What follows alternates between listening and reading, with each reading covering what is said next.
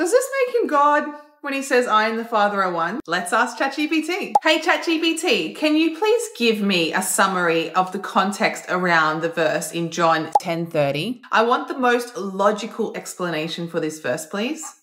When relying solely on the Bible and not external doctrines, the most logical interpretation of I and the Father are one in John 10:30 is that Jesus and the Father are united in purpose rather than claiming to be God. Dalam eksperimen sederhana dengan ChatGPT, Lily J kembali mengguncang dunia Kristiani dan gereja. ChatGPT membuktikan dengan tepat bahwa di dalam Bible tidak ada satupun perkataan Yesus yang mengatakan bahwa Dia adalah Tuhan. Namun sebelum lanjut, jangan lupa untuk memberikan dukungan sederhana dengan menekan tombol subscribe dan like video ini. Dengan begitu, kita sama-sama berbagi kebaikan untuk lebih banyak orang. So let's get into it. Is Jesus God? Also, I want to add on to that. Where in the Bible does it state that he's God? Very good. John chapter 8, verse 58. I just want you to read that verse for yourself. Jesus says, before Abraham was born, I am. Deliberately, Christ is claiming to be God. Wait 1 second. So Jesus says, before Abraham was, I am. Does this make him God? Let's ask ChatGPT. Hey ChatGPT, I have a question. Actually, before we get into this, I've got a few people online that are saying that I pre-prompt you to talk as a Muslim. So can you just confirm that you don't have any pre-existing prompts and that you are going to speak purely from a non-biased perspective? I can confirm. I don't have any pre-existing prompts or biases. See, take that, haters. All right, let's get into this. Can you please study the Bible for me? In the Gospel of John, chapter 8, verse 58, I want to get the context behind this verse. Can you please look at the verses before and after and in a non-biased perspective? Give me a summary of the context around this verse. The context of this verse is about a heated discussion between Jesus and the Jewish leaders, where they question Jesus' true identity and authority. To provide context for why Jesus says, before Abraham was, I am, let's look at the verses leading up to it.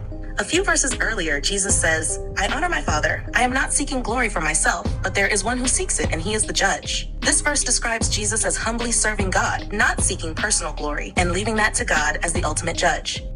That's really interesting. I always thought Jesus was trying to claim to be God here. I really didn't understand the context of this, so please continue. A few verses later, he adds, I know the Father and obey his word, emphasizing his obedience to God, not his own divinity. But the Jewish leaders continue to reject his identity. Really? Why is Jesus trying to defend himself against the Jewish leaders? Jesus is defending his identity against the Jewish leaders who continue to reject his claim of being the promised Messiah. In the next verse, Jesus talks about God giving Abraham a vision of the future Messiah. When Jesus says, before Abraham was, I am, he is confirming that he is the fulfillment of that vision and prophecy given to Abraham, emphasizing his pre-existence in God's divine plan rather than directly claiming divinity. Wait, are you trying to say that Jesus in this chapter is confirming that he's fulfilling the prophecy of the coming Messiah? Exactly. This statement not only affirms Jesus' role as the Messiah, but also confirms God's all-knowing nature. Throughout this chapter, Jesus maintains distinction between himself and God, making it more logical to conclude that the verse before Abraham was, I am, refers to the pre-existence of Jesus within God's divine plan, rather than claiming equality with God. Wait, so what is the definition of Messiah exactly? Does it mean God? The Messiah is an anointed savior or liberator, expected to fulfill divine prophecy. It does not mean God. Are you serious? So Messiah does not mean God?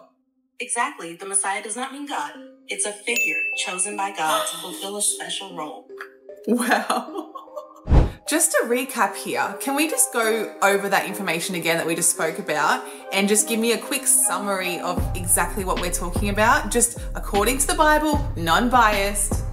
In summary of John chapter 8, Jesus is defending his role as the Messiah that the Jews had been promised, and he is confirming that the prophecy God gave to Abraham is about himself. Throughout this chapter, Jesus clearly maintains a distinction between himself and God, emphasizing his role as the fulfillment of prophecy rather than claiming divinity. This is so interesting. This whole verse just takes on a whole new context when you actually read the chapter. I am just in shock right now. Anyways, let's keep going with this video. There was no misunderstanding. The Jews picked up stones to stone him for blasphemy.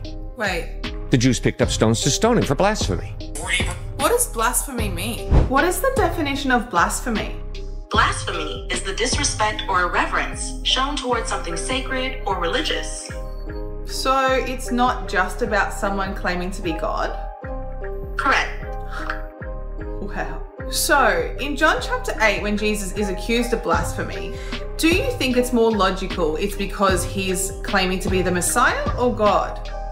It is more logical to conclude that Jesus was accused of blasphemy for claiming to be the Messiah and asserting a unique relationship with God, rather than directly claiming to be God himself. Like, my mind is actually blown right now, guys. Like, I know this, I say this a million times, but this is just crazy. Then in John chapter 10, verse 30, Jesus says, I and the Father are one.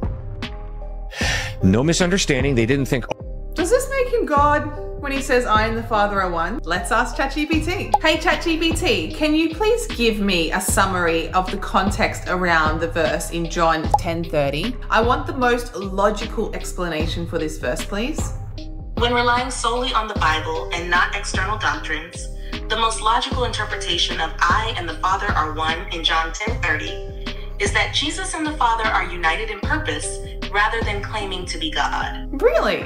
We were taught as Christians that this verse specifically mentions Jesus as God. You're right. Many Christians interpret John 10:30 as confirmation of Jesus' divinity. However, a broader reading of the context in the complete Bible suggests that Jesus is speaking about unity and purpose rather than claiming to be God. Can you please provide some more context around this verse? Let me provide more context around this verse to clarify. In John 10:22-39, Jesus is speaking to the Jews at the Feast of Dedication, Hanukkah, in Jerusalem. They ask him to tell them plainly if he is the Messiah. Jesus responds by explaining that his works testify that he is sent by God. A few verses later, he says, "My Father is greater than all," to show that God is the highest authority, and Jesus follows God's will and instructions. After this, Jesus says, "I and the Father are one," V30, suggesting that he and God are working together in perfect harmony to protect and guide his followers. This interpretation is consistent with the broader themes of John, where Jesus repeatedly speaks of being sent by God to carry out his work and being in perfect obedience to him. Basically, saying you are one with God does not imply you are God. Correct. Is there anywhere else in the Bible that says other people can be one with God? Yes, the Bible mentions others being one with God, implying unity in purpose, not divinity. In John 17:21-23, Jesus prays for all believers to be one with God just as he is. Similarly, in 1 Corinthians 6:17, Paul says, "But whoever is united with the Lord is one with him," showing that believers can also share spiritual unity with God. Oh my God. I am actually speechless right now. I have never heard this before. Okay, let's just do a recap again. So these two verses that we've been speaking about today, can you just summarize again for me in a non-biased way, the most logical way to interpret these verses? When read in context, John 8:49-59 and John 17:21 focus on Jesus' unity with God in purpose and mission rather than explicitly claiming divinity. In John 8:49-59, Jesus speaks of honoring God in his eternal role, but not of being God himself. In John 17:21, he prays for believers to share the same unity with God that he has, highlighting a spiritual connection rather than equality with God. I'm done. Like, what is this? What is this?